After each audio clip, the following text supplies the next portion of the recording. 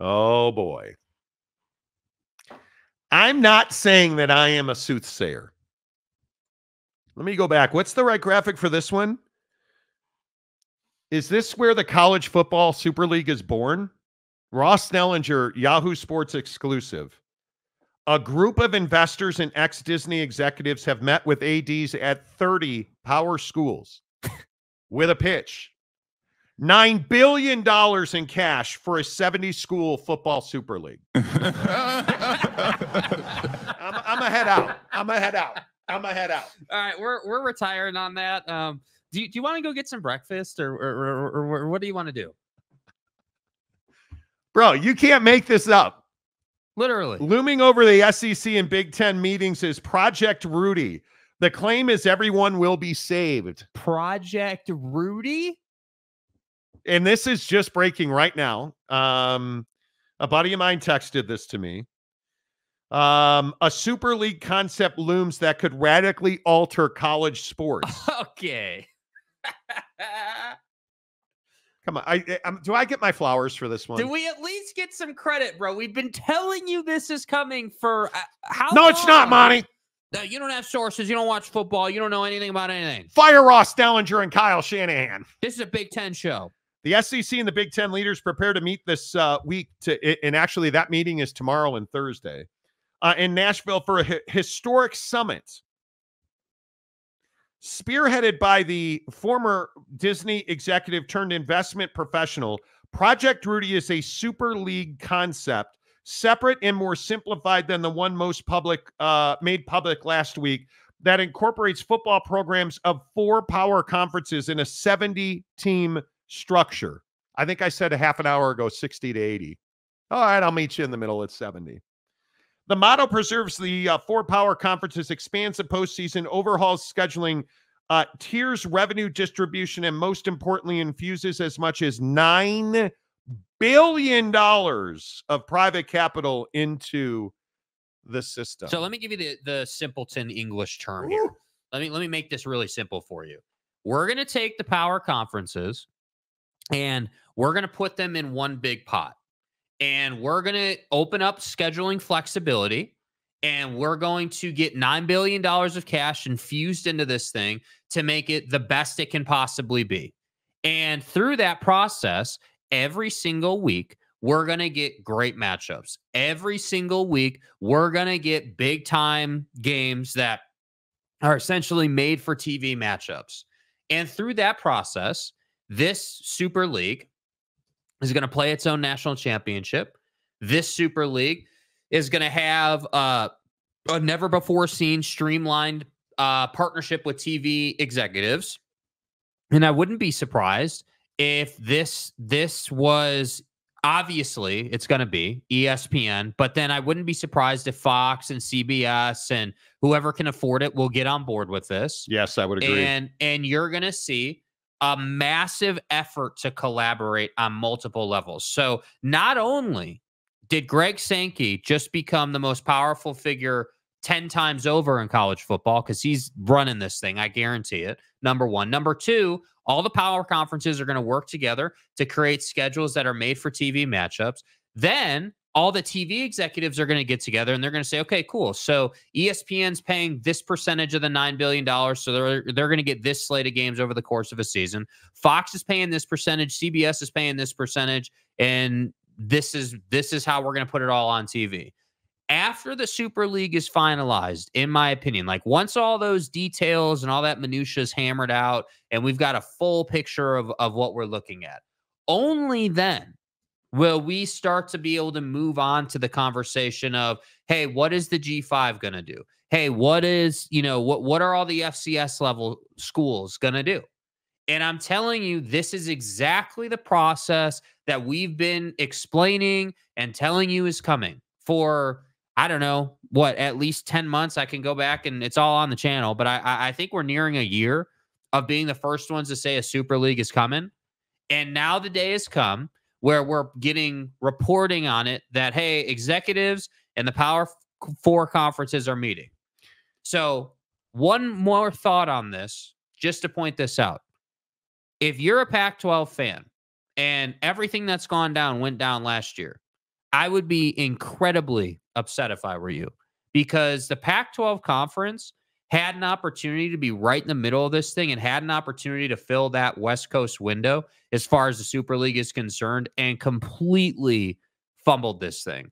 And now you're going to make it so that the Big Ten and the SEC can control the entire narrative. And I'm curious how that'll play out inside of the bigger picture. Well, I think this is exactly what college football needs now, because it is not sustainable financially with this settlement that we've been talking about. And Ross Dellinger at Yahoo Sports is reporting that a $9 billion cash infusion is being shopped to the Power Four leadership in the form of a 70-league Super League for 70-team Super League for college football. And I can only tell you, I'm waiting for a text return, but I've been texting now with a bunch of people that I've talked to about this. The last Super League conversation I had was Thursday, and I was told last Thursday that this settlement is going to push the Super League forward in a much more expedited fashion, a much quicker fashion. Yep. And I think you're going to see this Super League play out after this season and next season. I think that third season ahead is when you'll see this Super League happen, which is why, to your point, I don't think we're going to see huge adjustments.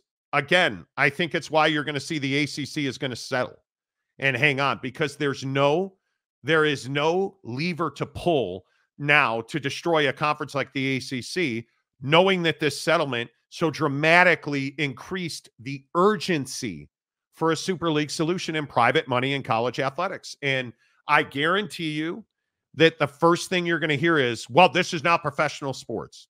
Well, guess what? It's been professional sports for probably 10 years. And I just think if you're somebody who is crying wolf about this being professional sports, you're missing the point here. You're missing the boat, man. Like, cool, it's professional sports. All right, great, awesome. Here's your sticker. Awesome, that's great. Nobody cares about that angle of it. What we care about is, hey, we're getting made for TV games. We're getting much more. The word I would use is efficiency in college football. Like I feel like we've had so many snags and hurdles and, expansion, retraction, it's realignment. Like, there's all this moving parts, and it just is so unnecessary because we have a clear separation of powers. You've got the power conferences, you've got the group of five. Like, hey, power conferences, get together, make more money, go do your thing, get the hell out of here, go do what you're going to do, and let the group of five figure it out for themselves. And I think about rivalry games in college football. Think about what an Apple Cup could mean now. Think about what a BYU Utah Holy War could mean now. Think about what Ohio State and Michigan could mean now. Texas and Oklahoma. What would that game look? What if Texas beats Oklahoma and Oklahoma misses the playoffs by a game? If we just won one more game. And if you have a rivalry week, which I think you're going to have to at the end of a football season, because what our sources have told us, and I've said this for months and months now, college football is going to go to a Super League where you are going to have your playoffs be in I think you'll see those playoffs will start in late December. They'll run through January, and the college football championship game will be on the Saturday immediately before Super Bowl Sunday. So you'll have the college football championship on Saturday, and then the next day you'll have Super Bowl Sunday. Made for TV. And what happens when TV really likes it? They pay a lot more money for it. Yep. Which helps you offset a $2.5 billion NIL settlement, settle Title IX lawsuits, settle all of these, because this NIL settlement is not the end. It's just the beginning. Yes. There are going to be, I think, many, many more lawsuits. Facts. And they've got to have money to pay for that. And again, Ross Dellinger at Yahoo Sports is reporting that a $9 billion cash injection is available to college football at the highest levels. Who's saying no to that? Nobody. Well, the FCS is going to say no to that. I think you're going to see the G5 a lot of G5 teams are going to say no to that. And again, I'll ask the pro rata we deserve. If you're in San Diego this morning, can you afford to spend hundreds of millions of dollars more to compete in college football?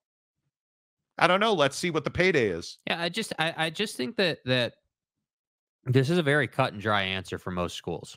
Like you're either in the camp where you've been making money, you knew this was coming down the pipe, you had the intel, you've been preparing, and you're ready to go, or you're somebody who doesn't compete and isn't relevant in college football, and this is not available to you, and it shouldn't be available to you, quite frankly. Like, if you haven't been competing and you don't have the money, why should this be available to you? With all due respect, like San Diego State's a great example. This Super League should not be available at San Diego State. I'm sorry. You're not relevant in football. You are a group of 5 level team in school, and there's nothing wrong with that. And I think that's where we have to draw the line in the sand.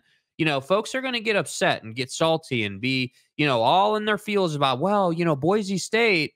Does Boise State, even with all they're doing in football, even with the Heisman frontrunner, do they have the finances to get this done? Because I'm not so sure. I'm not so sure. Even with corporate dollars like Albertsons, huge partnerships. It's going to be fascinating. I think there's a lot of conjecture in that. But can you imagine a 2-conference Super League with 6 divisions in each conference? No more college football playoff committee? Where, human beings off the field don't decide who's going to the championship, where games on the field matter again. Because think about what the playoff really is. And this is a really interesting point. The playoff is only there. The playoff committee is only there to create made-for-television matchups. Hey, because that's what they're doing. Hey, who are the best teams versus who's going to give us the most ratings? That's a conversation they've been having. Yeah. Very interesting. The first return text I get is from a former football player who says legacies and storylines are going to die in the Super League. You are going to lose great programs. And unfortunately, it's what needs to happen for the game to thrive and move forward. Very thoughtful. I think that's very true. You're going to have some shocking programs opt out. I think there is going to be, I don't think a single P4 program will opt out. But I think that's why, and I don't disagree with that, but I think that's also why you need the secondary, the group of 5 level schools to come together and create their own thing. We need a group of 5 national championship series, or like whatever you want to call it. Group of 5 non Super League universities, whatever you want to call them. Yeah. Because I think you're going to see that there's going to be some schools that don't want to pay that money to compete. Yeah. And I can't imagine. I mean, you look at the bottom of who's the worst team in the Big 12. Does Baylor opt out? No, absolutely not. Houston? Houston's not going to opt out. I mean, most of these universities will not opt out, but I'm telling you, there's going to be some ones where you're like, well, damn. That's shocking that Georgia Tech doesn't want to be in a Super League, or that X program doesn't. And UConn football. And then I'm curious. Yeah, UConn's a very good example. I'm really curious who opts out and how it lands. Yeah, I am. All right, let's get to your comments. Breaking news again. Ross Dellinger, Yahoo Sports, reporting a $9 billion cash injection as part of a college football Super League has been presented and is going to continue to be presented to the leadership of P4 conferences. All of this in the middle of Big Ten SEC meetings that kick off tomorrow. I believe they're 2-day meetings, Wednesday and Thursday, to decide the path forward. I don't think there's any doubt. I don't think there is any doubt that we are seeing the end of college football as you know it. I don't think there's any doubt. Big Blue Horses. See, I told you so. Sincerely, Monty and Jake. Yeah, you're damn right, dude. You're damn right. Because we were the first ones who talked about this, and we got a ton of heat for it. And I have no problem patting myself on the back when we're right and ignoring it when we're wrong. Okay. Aaron Wilson, America's favorite mail carrier. Let's go. What's up, dude? Aaron Wilson, I appreciate you being here, man. Always good to see you. Thank you for the Monty Show membership. Your thoughts. Here's some questions for you. Is a Super League good for college football? Do you believe it's going to happen? And does it bother you that college football is turning into professional football. Does that bother you? Your thoughts. Let's see. Richard Blue Gray. Okay. I'm waiting on the antitrust collusion lawsuit. Well, I don't believe that will happen. Yeah, I just don't think that. Because who's going to file that suit? Yeah, I mean, where would that assumes that there's competition, like that there's. I don't think that's going to take place here. Yeah. I think it is. Yeah, we'll see. Phil Venzer, Raiders want you fire everyone today, and we'll trade Devontae Adams. We'll find out. Certainly looking like they have a coaching problem. Keith Carl, the hacks on YouTube did it again. Thank you. Appreciate you. Remember way back in the day, 5 years ago, when we were just the hacks on YouTube? Yeah. That was so fun. Mike Smith, I'm glad the Monty Show is the only one that talks about these issues before they happen. I'm just saying, like, you can't get away from the fact that we've been out in front of this thing for how long? I mean, It's been legitimately, I think it is like 8 to 10 months. I'd have to go back and look at the channel, but I remember doing a Super League video or an upload, I think so this is October, I want to say like January, December-ish. I think we were doing it. We were talking about a Super League. I vividly remember a conversation with a former conference commissioner who shall remain nameless a year ago when the Pac-12 situation started coming apart. Yeah. And that's true. I mean, yeah, absolutely. And you know what's interesting? Who remembers the interview with Greg Sankey from that Urban Meyer podcast the other day? Didn't he say, I don't want to dumb down the Southeastern Conference to be part of some Super League notion with 70 teams that some people speculate would happen. They want to be us, and that's on them to figure it out, not on me to bring myself back to earth. He said 70 teams. So I think playing that clip today is really interesting now that this is breaking. When you think about the point he said 70 teams. Yeah. When you think about the point he's making there about 70 teams and not dumbing down the Southeastern Conference, what he's saying there is exactly what we're talking about right now. We're not going to find a way to carry the mail for fringe teams who can't financially afford this. Opt out because we're not. Opt out because we don't want the responsibility of paying your bills. Opt out now. Get the hell out of the way. That's what he's saying. Why the Big 12 didn't add UConn football. Yeah, and I have to say, initially when I heard that, I was like, man, that's an asshole thing to say. But now that you're thinking about it, it makes a lot of sense. Like, why would the SEC or anybody at that level get it, who's 100% surefire in a Super League? Why would you want to be involved or have any type of responsibility, directly or indirectly, for helping, whatever fringe school example you want to use, get into the Super League? And I have to agree with them. He does have a responsibility to make sure the brand of the SEC doesn't get watered down through this process. And that can't happen. I want to play this Greg Sankey bite again. Listen to what he says about 70 teams. I don't want to dumb down the Southeastern Conference to be part of some Super League notion with 70 teams that some people speculate would happen. They want to be us, and that's on them to figure it out, not on me to bring myself back to earth. The Triple Option podcast right there with Greg Sankey last week. That's not accidental. And I actually think it was Mike Smith who said that on this show when we played that bite last week. What? That wasn't accidental. Yeah. I could be wrong, Mike. If I'm putting you in a corner, I apologize.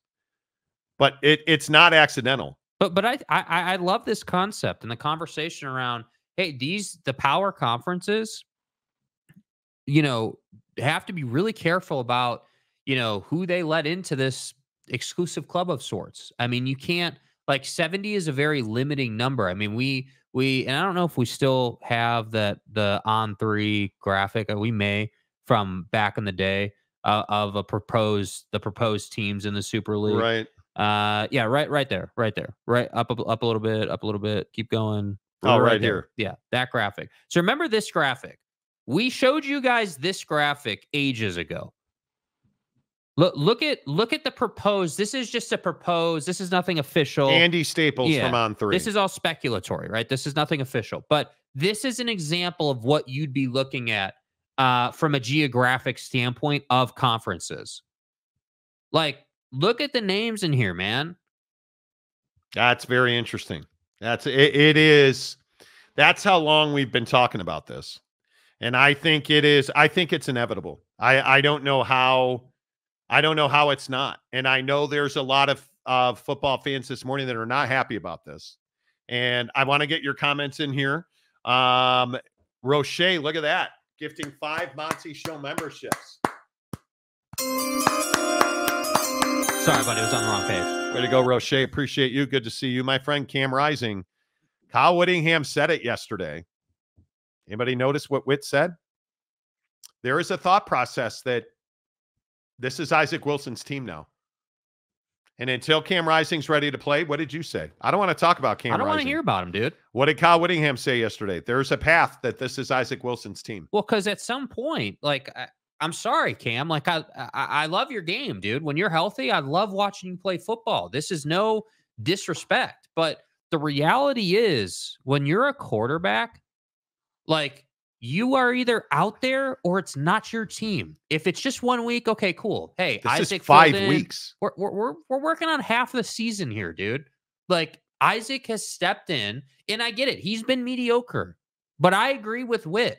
Like, I'm done talking about Cam Rising. I'm done with oh, well, like Utah fan yesterday all over Twitter. Oh, well, he was just out for here, but now they're saying he's out till BYU. I'm done with that. Dude's out until he can prove he can throw a football. This is Isaac's team. Does he play this weekend? No. I doubt it now. No. Because wouldn't he be cleared already? Yeah, he's not playing this weekend. Yeah. Harry Austin for $10. Harry, good to see you. Yeah, bro. How are you? How's life in San Antonio? My question, does the NFL get involved? Oh, I think they have to get involved. We know that the NFL wants to control the spotter of football. Is it possible that the NFL partners with the Super League? I think one of the things that's really important is that there is still a path for G5 talent to get to the NFL. Yeah, because whether you like it or not, the G5 feeds the NFL at a really high level. You cannot exclude those guys from things like the NFL Combine, the Senior Bowl, the important events where the top talent shows up. But what you're going to get now is, who's the number one? Shedeur Sanders. Let's say there was a Super League this year. Shedeur Sanders can't sit out bowl games. You're not walking away from those paydays, because my guess is there's going to be a revenue bonus the further you go in the Super League. Players are going to get paid to win games in the Super League. As they should. I agree. And there's going to be a financial incentive to play football in college and see it through to the very end. How would there not? Could you imagine Michael Penix not playing for Washington last year? Free Harbaugh not playing for Michigan last year? Could not imagine that. Right? I mean, those are the games that define your legacy.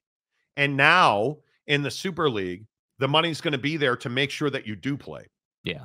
You know what else it does? And I think the NFL wants this. It keeps kids in college longer.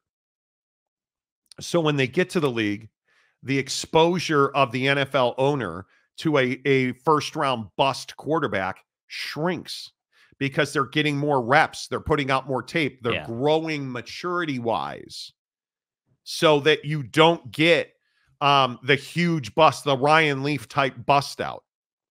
You don't get the kid who can't compete. Bryce Young. You don't get the Bryce Young. They stay in college longer. And I think your fifth-year senior, I think the red shirt stuff, that's going to continue. That is going to continue. Absolutely. Yeah, this is Harry, I think you're exactly right. I think the NFL has a vested interest in making sure that they curate their talent pipeline. Yeah.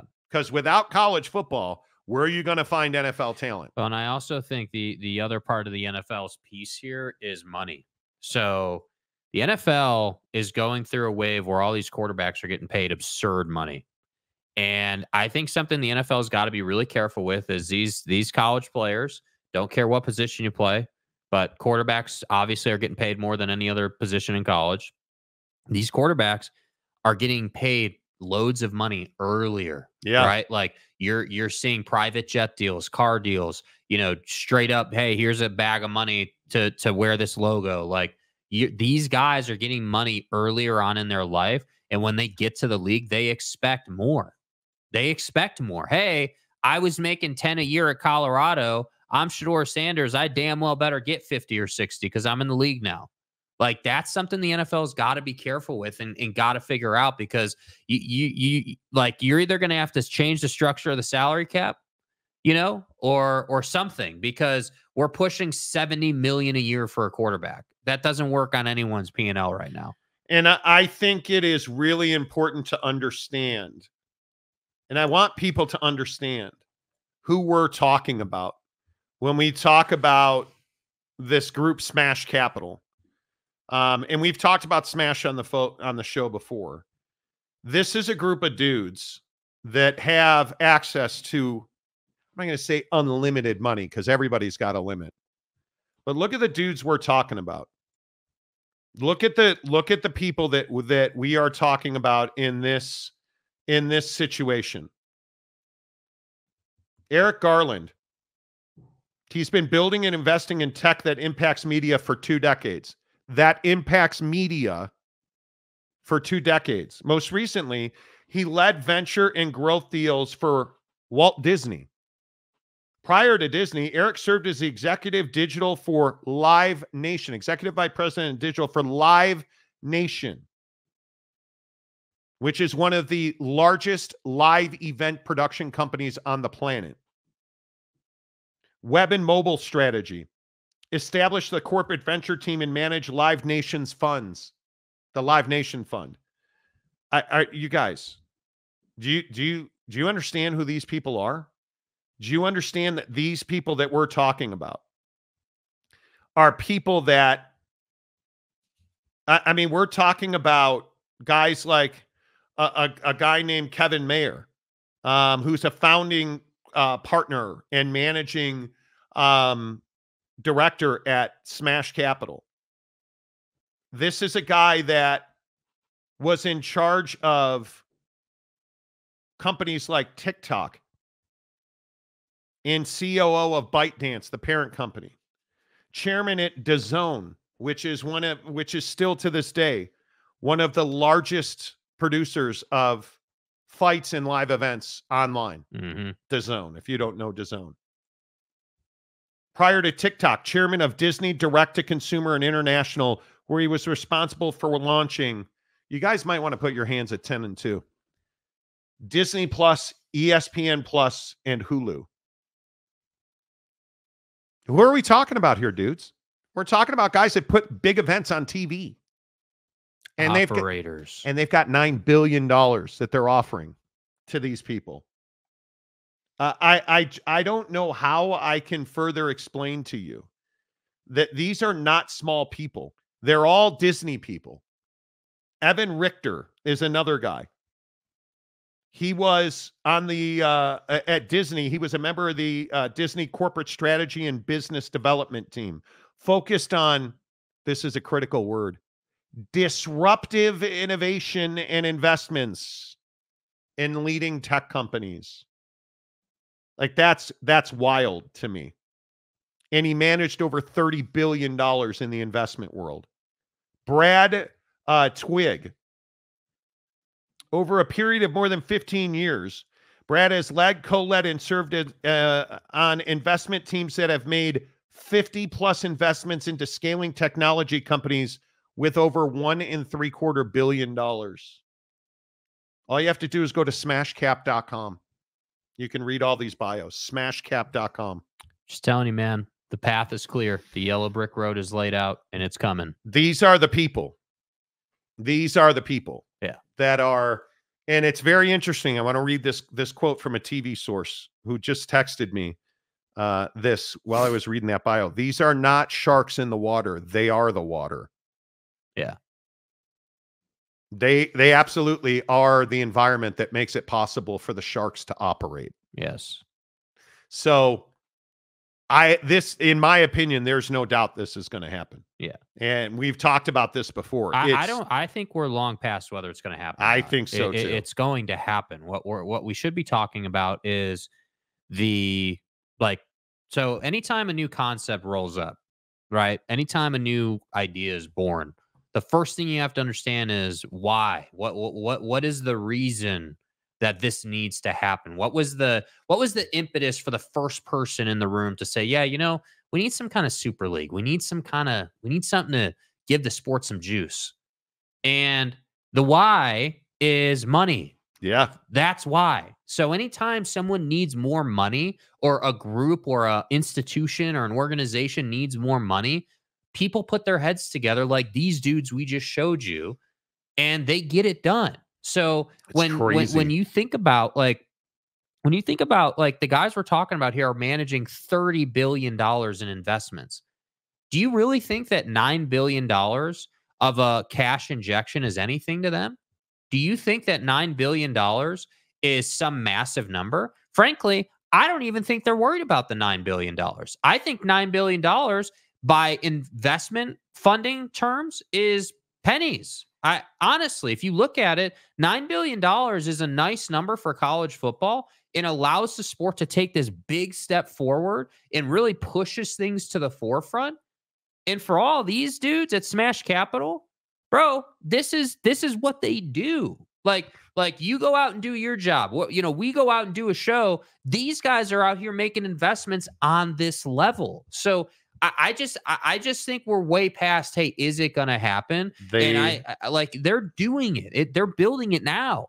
They are the water. Yeah. And if you think about some of the companies that they have invested in, built, blockchain.com, Epic Games. I mean, they don't invest in small things, folks. These are industry leading companies. Yeah. That's a great analogy. They're not the sharks in the water. They are the water. Yeah. They control it. They build it. They dominate it. That's awesome. Yeah. How do you guys feel about this in the comments section? Are you happy? But does this feel good to you? It's exciting to me. Yeah. I am excited about this. Well, I just think that again, like I just said, the sport of college football needs it. Like for so many reasons, not just because you got to pay for a settlement, not just because there's this huge discrepancy between, the power conferences and the group of five, let alone at the FCS level schools, like not just because of that discrepancy, but because I think as the sport goes, like typically fans don't matter, but when you start talking about a $9 billion investment in people watching football games, and fans matter, big dude. Matchups, yeah, fans matter from that standpoint. They need you to book airfare, book hotels, go to the game, buy meals at restaurants, buy sweatshirts, concessions. We're going to need tickets. more 100,000 seat performances out of fans, and that's what this is about. And I just think it's as clear to me as it's ever been. Yeah. Now that we're understanding who's behind it, like, yes, the way it works in my head, the way I envision this is they're building the blueprint. They're sitting around a table and they're saying, okay, the objective is get a super league built. Okay, well, what are the factors? X, Y, and Z. Let's put it together. And that's all they're doing here. And the $9 billion piece, I'm telling you, that may seem like a lot of money, but to me, that's not what we should be focused on. Yes, the money is going to be there. Whether it's 9 or 100 or whatever, $9 billion is going to be there. We should be thinking about the structure they're putting together. Yeah, it's very interesting, though. That's a good question. Where is the public investment fund? Yeah, I don't know. Do the Saudis get involved in a super league? I mean, their whole goal in Live Golf is to own a piece of American sports. If you're the Super League, can you take a PIF investment? I don't know that you can't. Well, yeah, you can. But should you? I mean, again, I don't want to go down the. I have some pretty strong feelings on the public investment fund and guys who took money versus didn't, and like I don't want. I'll say this: I don't want the public investment fund involved in college football because I don't want college football or my enjoyment of watching that sport to be ruined by the fact that the Saudis are investing in it. I don't want that. I think that is I don't something to want be that. very careful with. Thomas Reed, the proposed NCAA settlement put a $20 million a year cap on paying your players. It did not, actually. Yeah, that's not correct. That's not correct. Yeah. With a percentage increase every year. That's not. It's $21.5 million today is the revenue sharing. I believe it's 22% is the number. So the more you make, the more you share. The less you make, the less you share. It's not a percentage increase every year. It's 22%. And that is projected to be $21.5 million in revenue sharing. And it's going to keep going up as things like the Super League. I would agree with that. Yeah, I would agree. Eric and Raleigh, just wait until they welcome the blood money oil from the Saudis. Yeah, I gotta say, like, I don't know. enjoy talking about that angle of it. I have to say that, and I'll be honest, like it ruins the enjoyment of watching the game because you know you're watching something that is supported by those people. And it'll really be interesting. Bothers me, dude. It'll be interesting. Joshua Mose, hello. This is the path to NIL regulation, the path to better on-field product. This is a win for me, even if it's a huge change. Completely agree. It is absolutely a management structure with NIL. The preliminary settlement, a judge yesterday preliminarily approved a settlement in the NIL lawsuit, the House NIL lawsuit. And it does put into place a management structure. So I think that's very true. The felon attorney, Oregon IRL. Once you started the playoffs and got rid of a very good BCS system, this was inevitable, but Disney or its proxies isn't going to lead it.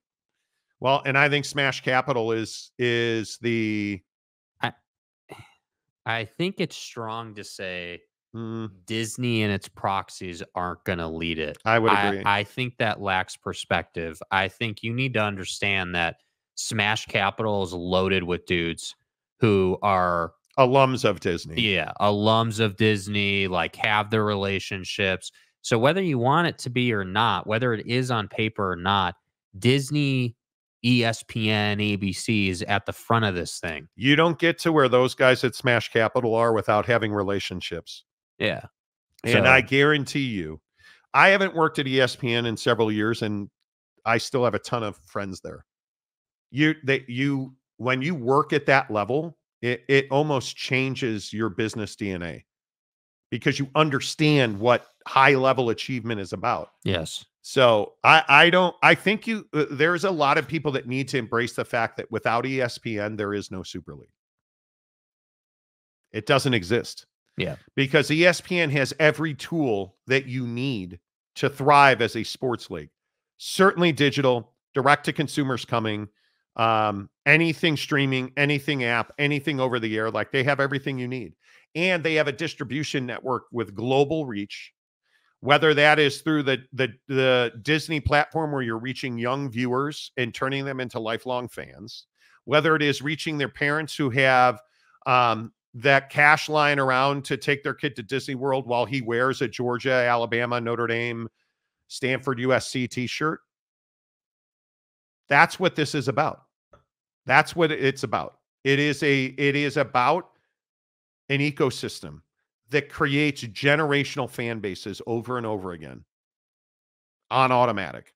Because when 10-year-old Jimmy becomes a Notre Dame fan, and then he grows into 25-year-old Jimmy with two kids, they're Notre Dame fans, and their kids are Notre Dame fans, and they hate Michigan, and it's how college football works. And I also might point out, with ESPN, they have the best broadcasting talent. So when game day goes to Cal, thousands upon thousands of people show up, which impacts the community. So ESPN not only has everything he just said, they also have the ability to say, hey, we impact the local communities where we're broadcasting. Nick Saban and Bill Belichick are no longer coaching. Yeah, they work at ESPN.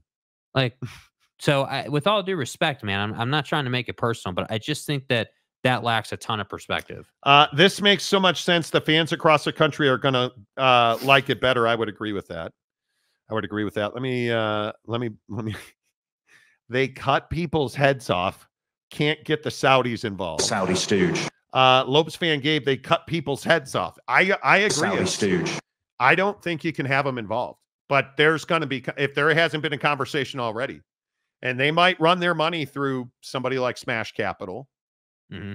Maybe you whitewash it. I don't know, but how are they not at least trying to get involved? You know, so Eric and Raleigh, let's be real honest here. If the current infusion is at $9 billion, the Saudis can immediately double that investment to 18 without breaking a sweat. I think if you're publicly using the $9 million or $9 billion number, what is it really? Yeah, it's far more than $9 billion. You're not swimming with sharks. These are the people who are the water that make it possible for the sharks to exist. Yeah, and I think to your point, they're acutely aware of how to manipulate the storyline. Yes. You know, so if they're saying 9 now, 3 years from now, they're already projecting to 20. Like, yeah, I agree. Well, you would have a monopoly problem with a Super League. You already have a monopoly problem.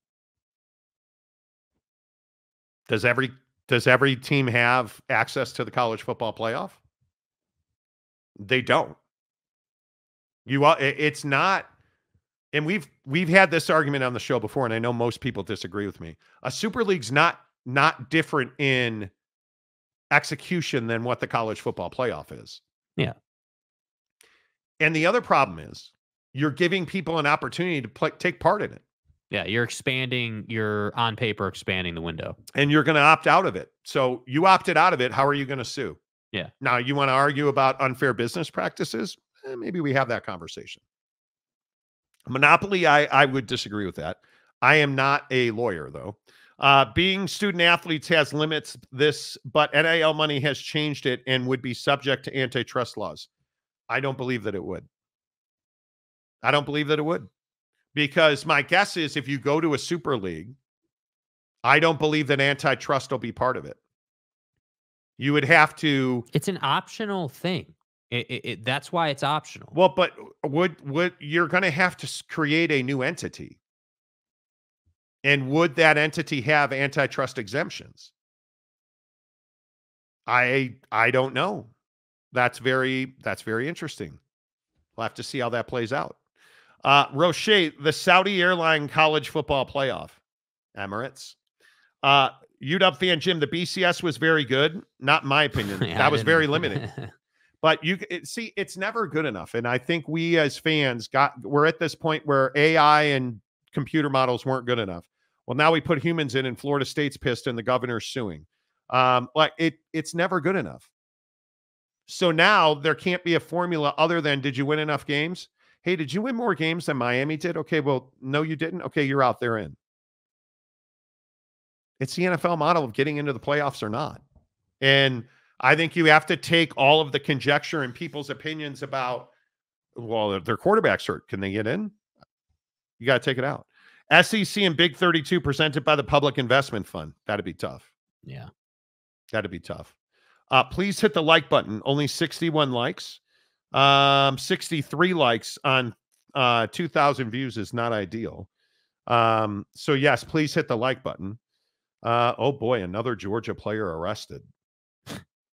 Another Georgia player arrested.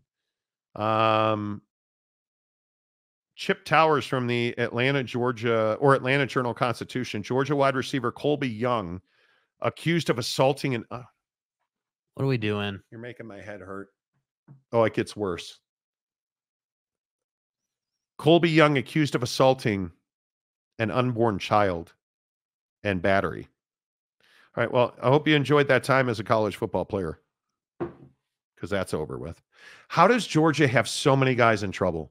Because Kirby Smart doesn't prioritize keeping his dudes out of trouble. It's wild. Puts it on the collective, which is insane to me. Yep. Eric and Raleigh, why do you think Disney, ESPN, ABC work so hard to get the SEC away from CBS? Yeah. It's a relationship. It is a relationship. Big Daddy Magic. Hey, players, Saudi Arabia is not your friend. They are worldwide leaders in blood money. First of all, I'm impressed that you commented something other than Josh Allen or Victor's the best thing ever since because sliced bread, he dude. got his Victor Wembanyama bomb off on Instagram. Big Daddy Magic is a massive Victor Wembanyama fan, and he sent me a message last night. Hey, playa, Victor didn't play. Victor's the way. I saw that. Him and CP3 were on the bench together. Tanner Plummer. Don't you mean Notre Dame fans? Exactly. Notre Dame. I was never a Notre Dame fan. Okay, why are we talking about Notre Dame right now? No idea. Because probably taking shots at me. Okay. I'm a proud Notre Dame fan. The awkward guy. I don't know. Joe Klatt is fantastic for Fox. Not better, dude. He's. I'll be honest with you. I don't enjoy Fox's talent more than I enjoy ESPN. I like Joel Klatt on games. I don't like Joel Klatt talking about games. Go be the best color analyst in the business. We've had the Fox Sports discussion in the past. It makes me crazy that ESPN and CBS are far more compelling to me. And I don't really watch that much ESPN. During the day when I'm working, I have YouTube TV on an iPad that sits next to me. And I am generally watching something news.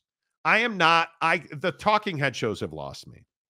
And Cowherd is right there. He just, yeah, I don't know about that. Tanner Plummer. I don't think you guys understand. They cut people's heads off. We do understand. We get it. We get it. Fat old Mormon and dying. The college football playoff brought to you by MBS. No. Come on now. Old white. Notre Dame, your mom has to join the super conference. Yeah, does this finally get Notre Dame into a conference? As a Notre Dame fan, I wish they would join the Big Ten. But, it is what it is. The felon attorney. Hey, why wasn't Sacramento State in the Super League? Because the Super League doesn't exist yet. And they're likely going to opt out of it. Yeah. So I would assume. The awkward guy. So the Super League is football only or all sports? Football only. Yeah. The structure of the Super League is, and if you guys are just tuning in, we have breaking news this morning. Ross Dellinger at Yahoo Sports is reporting a Super League model is being shopped to P4 leadership that includes $9 billion of cash infusion. A Super League would be football only. The SEC conference would still exist for everything but football, because you'd have this Super League, this different entity, and college football would be managed as its own entity. So, yeah, it would stay together. A couple more, because then we got to get to the NFL. The stadium guy, James. Young dudes with fast cars equal trouble. Kirby doesn't understand this. That's rough. Yes, the awkward guy. Is Georgia just smelling you at this point? It really is. It really, really is. I mean, it's incredible. I am just amazed by it. Brandon Bailey. Okay. What is that, dude? Like, are we supposed to know what that means? Because you keep commenting it. So are we supposed to know what that means, dude? I don't know. I have no idea what that means. Jimmy Otson, Notre Dame would crush it in a G5 playoff. They would. Probably not. Bradley Dunkel. What up, Jeffrey Steel Reserves? Hey, Dunkel. Hey, Dunkel. Hey, Utahns. Tonight is the night. Let's go Blackhawks. Be that as it is, I hope the hockey club does well this year. Don't get me started, dude. Different show. Bradley Dunkel. Georgia has culture issues for sure. 100%.